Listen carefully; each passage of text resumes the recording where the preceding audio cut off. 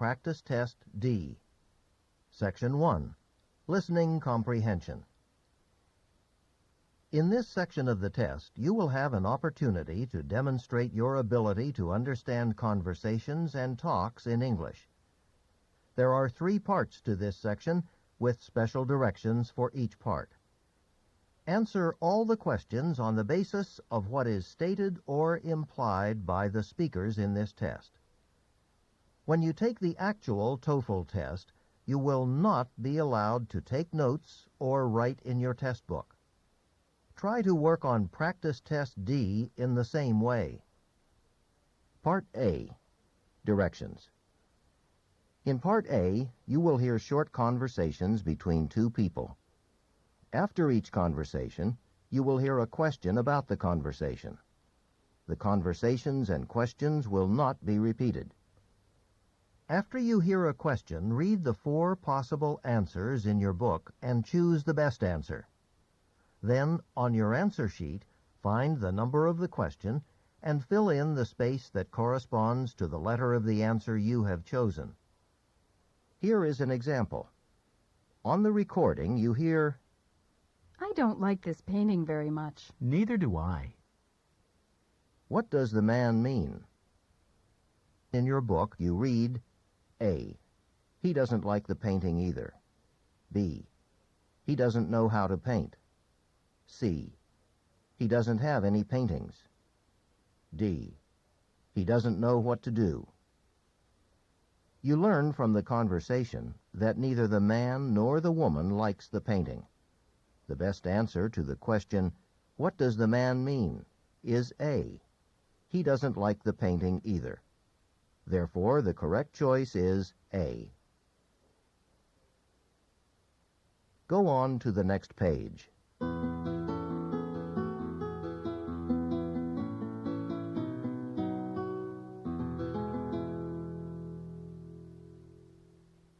Now we will begin Part A with the first conversation. Number 1. You know, the noise in my dorm has really gotten out of control. My roommate and I can rarely get to sleep before midnight. Why don't you take the problem up with the dorm supervisor?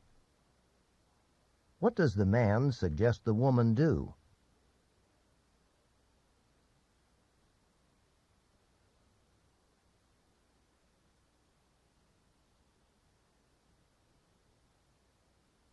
Number 2. That's a nice computer you have. Now all I have to do is figure out how to use it.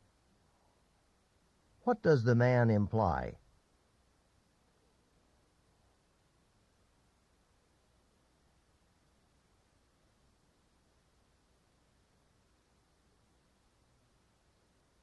Number 3.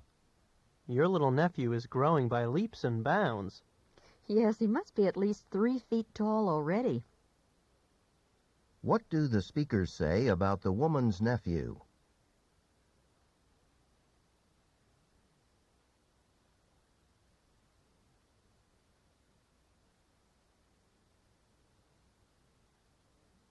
Number 4. Deborah says she's going to stay up all night studying for her exam tomorrow morning. Wouldn't she be better off getting a good night's sleep so she'll feel fresh in the morning? What does the man imply?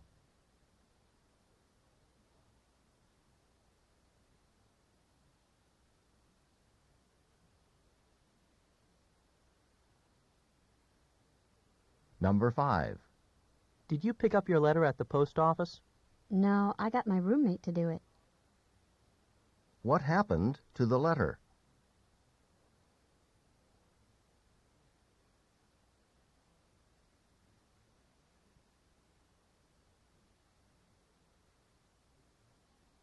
Number 6. Have you asked your brother to do the dishes? Thousands of times. What does the man mean?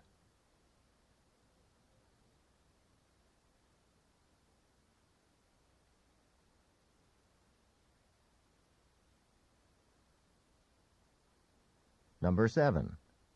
Tom and I are having a party next week. We wondered if you and Jill would be free to join us. Sounds great, but I better talk to Jill before we say yes.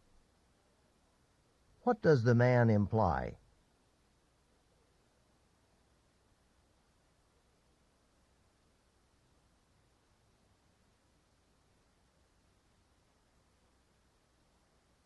Number 8. Hi, I see you're walking. Where's your bicycle today? Oh, I bent the wheel yesterday, so I had to take it to the shop. What does the woman mean?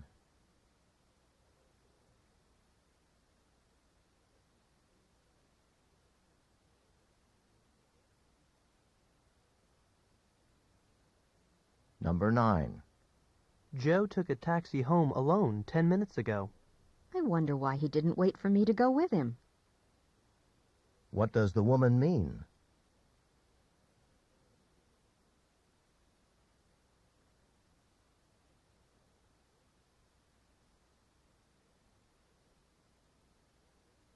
Number 10. I hear your older sister is on the Olympic team and on the honors list. She must be quite a person. She sure is. I've always looked up to her. What does the man say about his sister?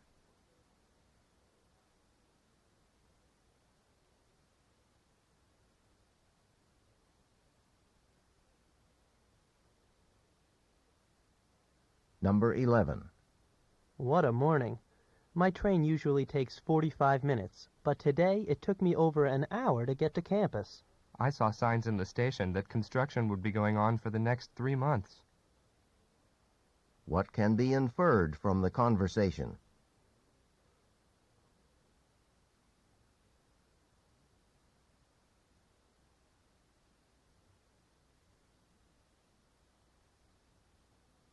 Number 12. On my way up to your office, I found this briefcase in the elevator. What do you think I should do? Take it to the receptionist. The lost and found box is there. What does the man suggest the woman do?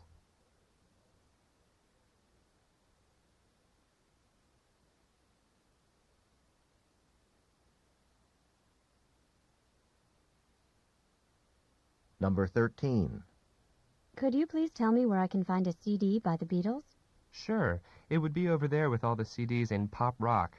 They're arranged alphabetically, by group. In what kind of store does this conversation take place?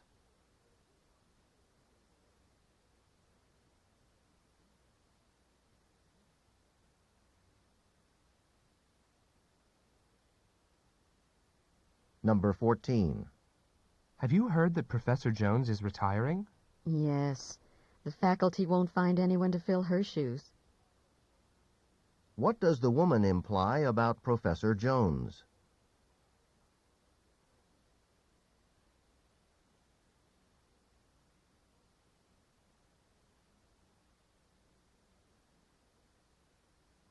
Number 15. What a wonderful performance. The marching band has never sounded better. Thanks. I guess all those hours of practice are finally paying off. What does the woman mean?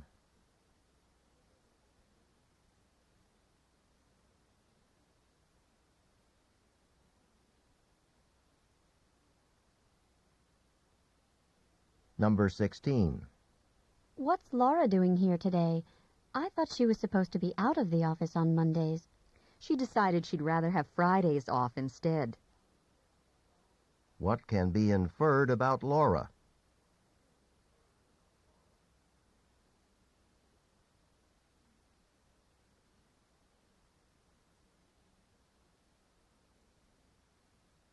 Number 17. I've got a coupon for half-off dinner at that new restaurant down the street. I think I'll use it when my cousin comes for a visit this weekend. Where did you get it? I wouldn't mind trying that place out, too. What does the man want to know?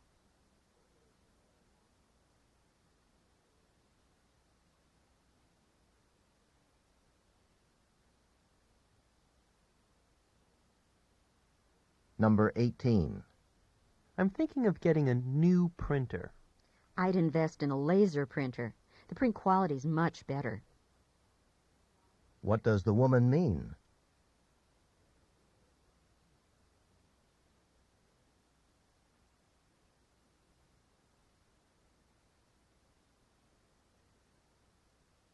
Number 19.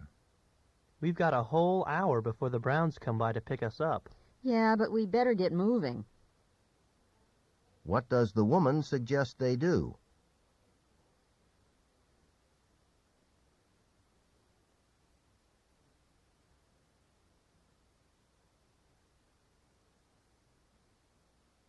Number 20.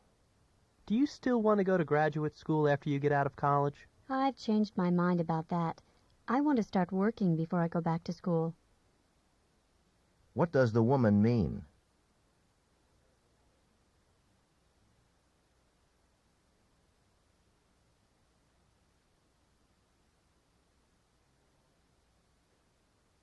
Go on to the next page.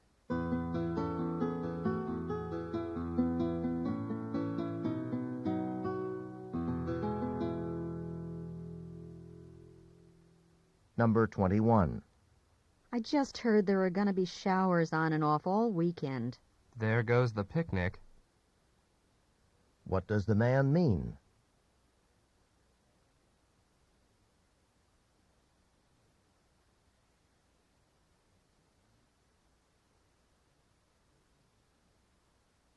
Number 22. I'm getting worried about Jennifer. All she talks about these days is her volleyball team, and all she does is practice. Her grades will fall for sure. Let's try to find her after dinner and talk some sense into her. What are the speakers probably going to tell Jennifer?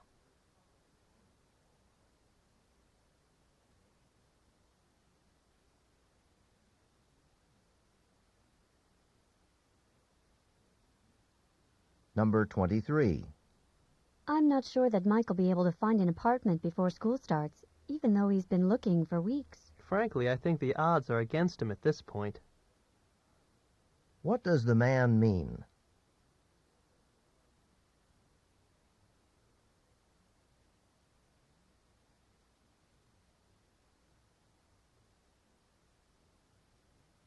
Number 24. I'm not accustomed to using a gas stove.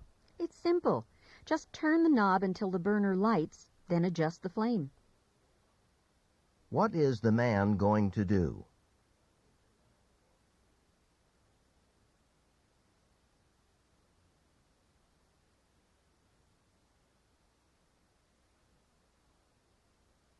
Number 25.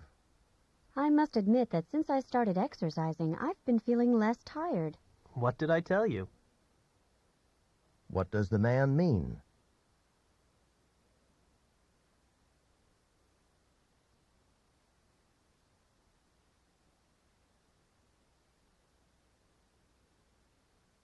Number 26. The subway sure is packed this morning. Yeah, it's a pain, but if we all drove every day, we wouldn't be able to breathe in this city. What does the woman imply?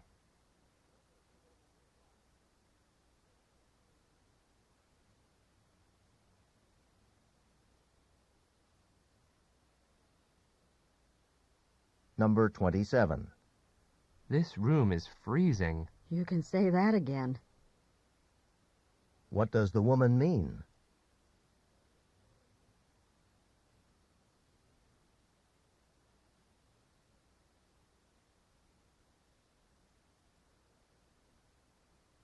Number 28. I'm really sorry my article didn't make the deadline. I guess I held up everything, huh? Well, not exactly. But I wouldn't look for it in this month's newsletter. What does the woman imply?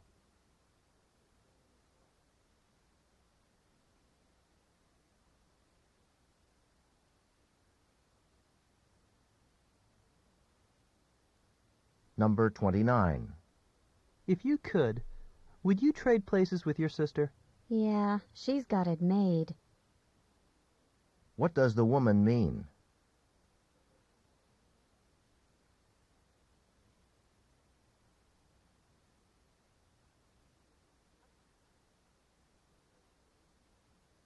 Number 30. Don't you want to have dinner before you go to your evening class? I'll grab a snack at the break. That should hold me over till I get back. What will the woman probably do?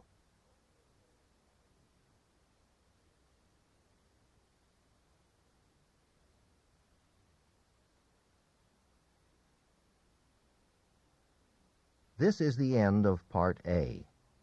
Go on to the next page.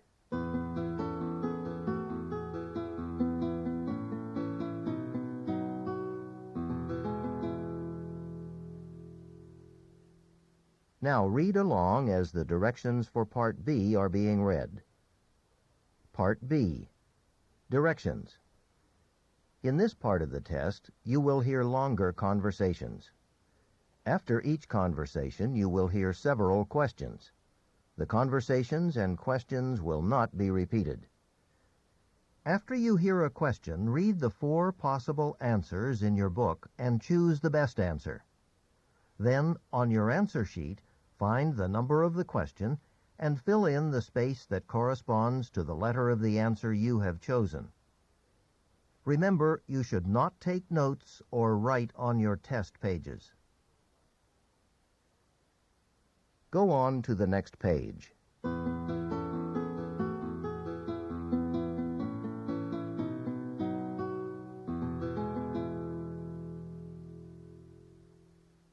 Now we will begin Part B with the first conversation. Questions 31 through 35. Listen to a telephone conversation about student housing.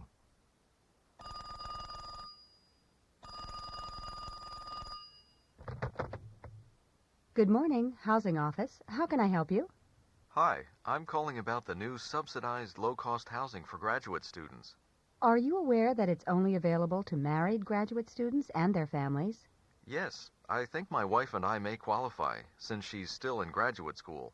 But I was wondering whether there were any other requirements.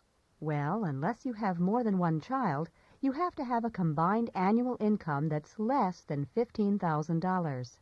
I'm working as a part-time research assistant, so that's no problem. But right now we're living with my wife's parents. Does that mean we'd have to include their income too? Not necessarily. Why don't you stop by our office so I can give you some forms to fill out and explain everything in more detail? That sounds like a good idea. Would tomorrow morning be all right? The afternoon might be better. It can be pretty crazy around here on a Friday morning. All right then. I'll try to make it in the afternoon. Is there anyone special I should ask for? You can ask for me, Susan Davidson, or my assistant, Bill Brown. Number 31. Why does the man call the woman?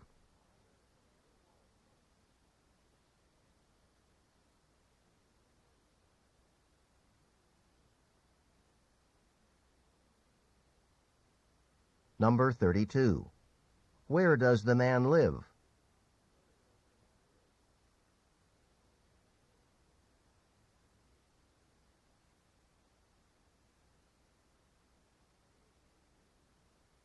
Number 33. Why does the man believe he's eligible for low-cost housing?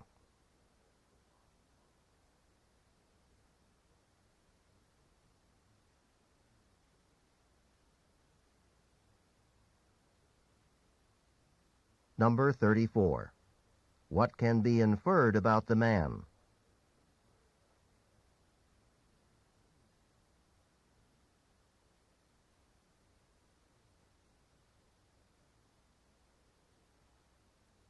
Number 35. Why does the woman suggest that the man visit her office in the afternoon?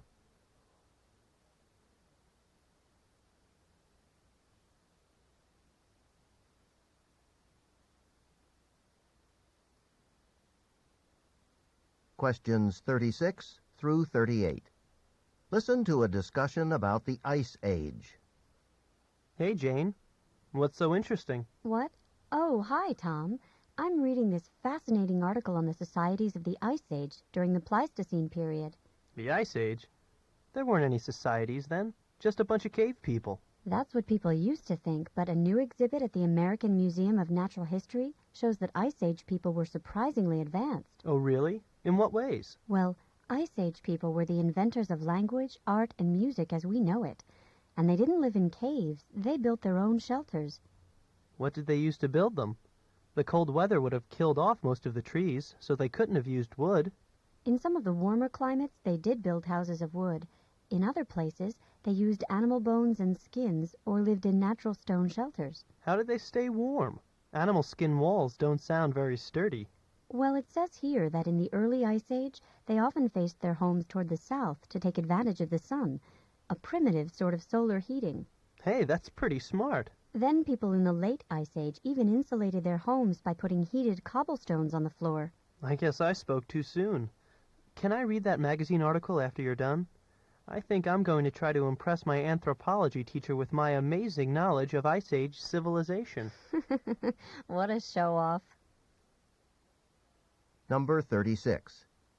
What did the man think about people of the Ice Age?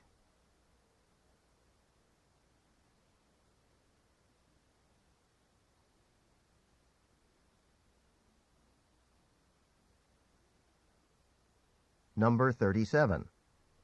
How did people in the early Ice Age keep warm?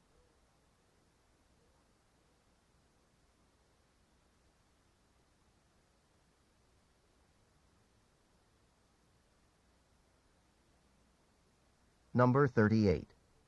What does the man want the woman to do?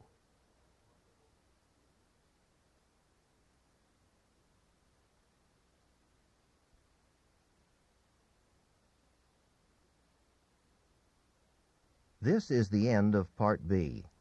Go on to the next page.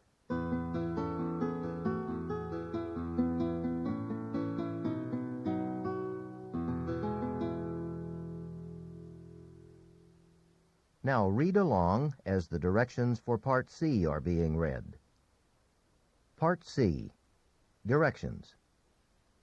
In this part of the test, you will hear several short talks. After each talk, you will hear some questions. The talks and the questions will not be repeated. After you hear a question, read the 4 possible answers in your book and choose the best answer. Then, on your answer sheet, find the number of the question and fill in the space that corresponds to the letter of the answer you have chosen.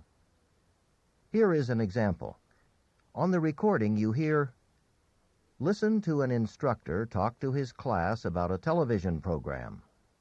I'd like to tell you about an interesting TV program that'll be shown this coming Thursday. It'll be on from 9 to 10 p.m. on Channel 4.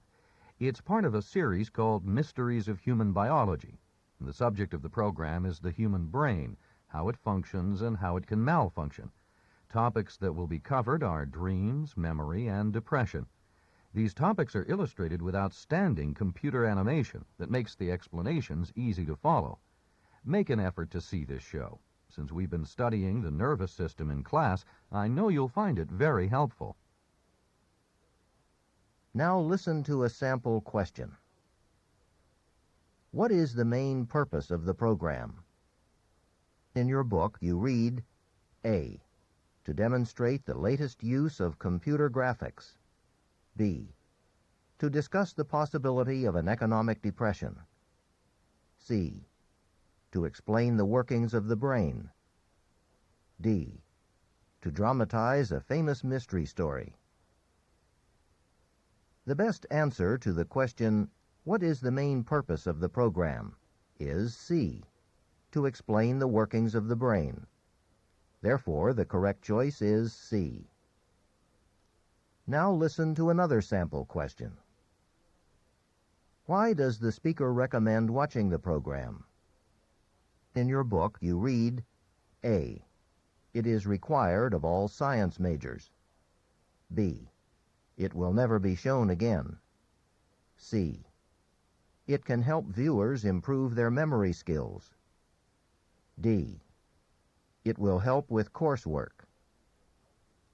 The best answer to the question, why does the speaker recommend watching the program, is D, it will help with coursework.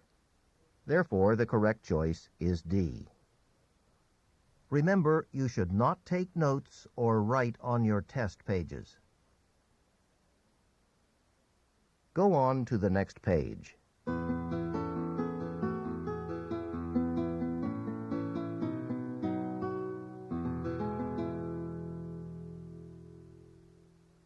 Now we will begin Part C with the first talk. Questions 39 through 43. Listen as a guide describes the ancient art of thatching a roof.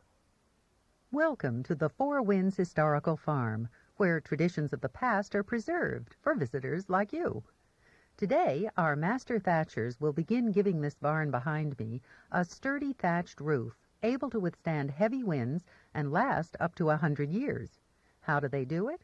Well, in a nutshell, thatching involves covering the beams or rafters, the wooden skeleton of a roof, with reeds or straw. Our thatchers here have harvested their own natural materials for the job, the bundles of water reeds you see lying over there beside the barn. Thatching is certainly uncommon in the United States today. I guess that's why so many of you have come to see this demonstration. But it wasn't always that way. In the 17th century, the colonists here thatched their roofs with reeds and straw, just as they had done in England. After a while, though, they began to replace the thatch with wooden shingles because wood was so plentiful, and eventually other roofing materials like stone, slate, and clay tiles came into use. It's a real shame that most people today don't realize how strong and long-lasting a thatched roof is.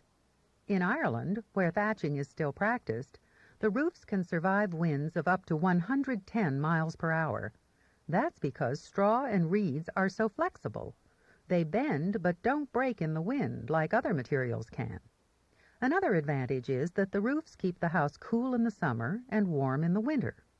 And then, of course, there's the roof's longevity. The average is 60 years, but they can last up to 100. With all these reasons to start thatching roofs again, wouldn't it be wonderful to see this disappearing craft return to popularity? Number 39. What is about to be demonstrated?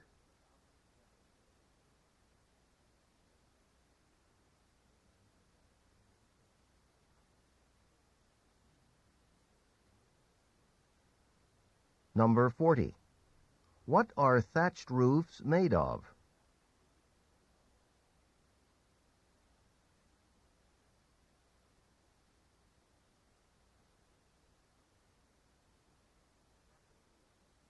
Number 41.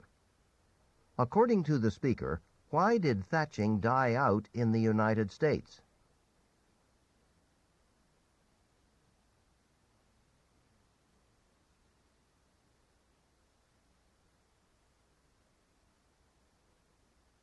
Number 42. According to the speaker, why does thatch survive strong winds?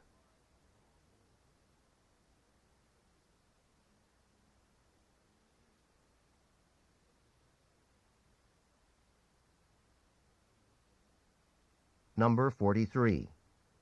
According to the speaker, how might thatching become popular again?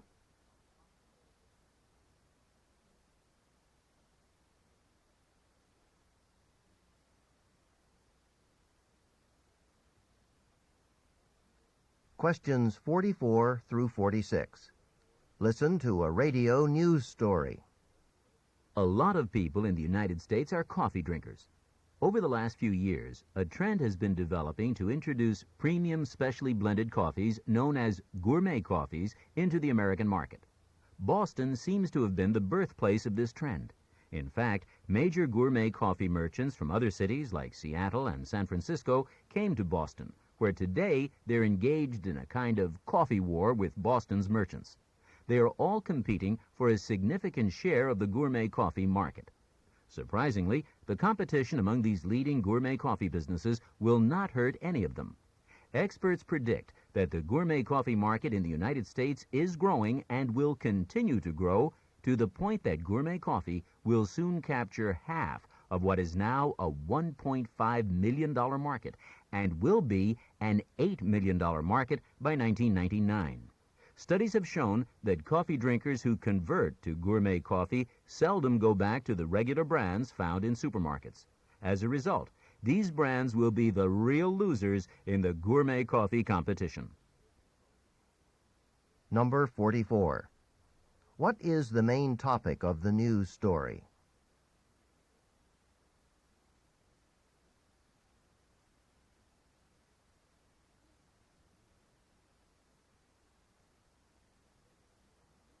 Number 45.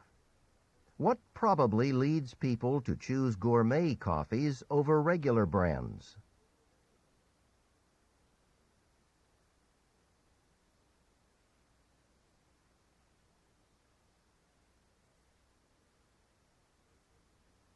Number 46. What will probably happen in the future to stores that sell only regular brands of coffee?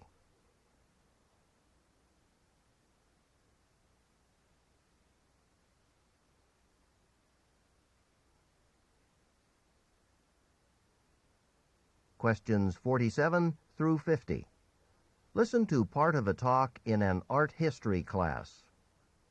You may remember that a few weeks ago we discussed the question of what photography is.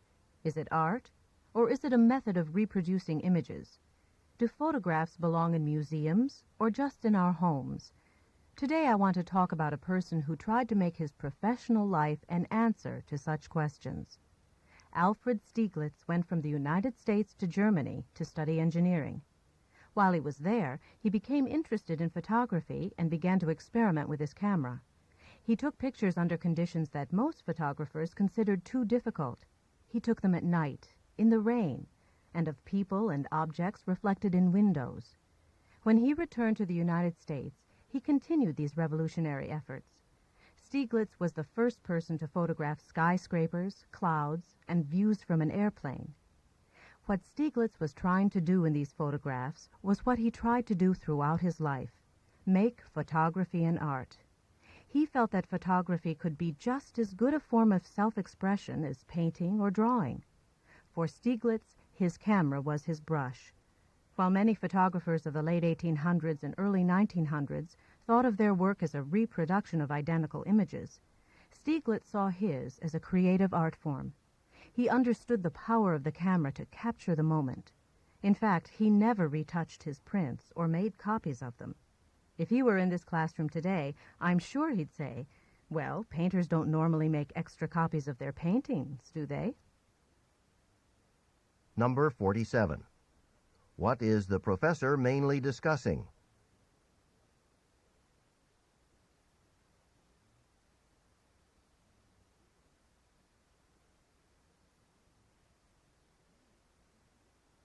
Number 48. What question had the professor raised in a previous class?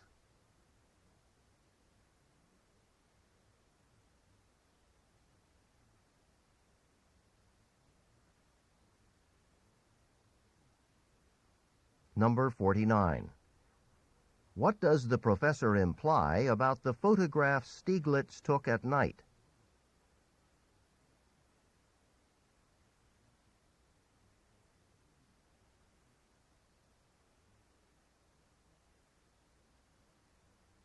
Number 50. Why did Stieglitz choose not to make copies of his photographs?